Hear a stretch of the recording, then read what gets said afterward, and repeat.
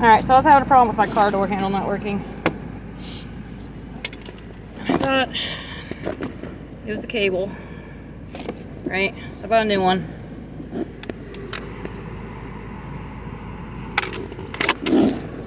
Then I go to plug it in.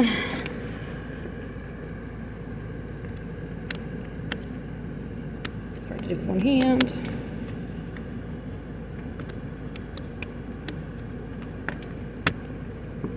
Alright, plugged in. Cool beans.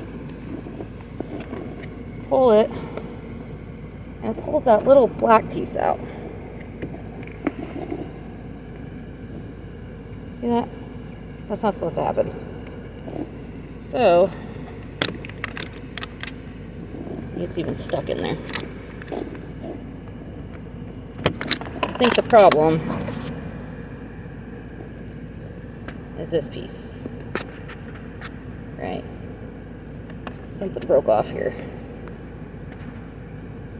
which I'll figure out later. But just in case anybody else is having problems like I am. Alright, bye.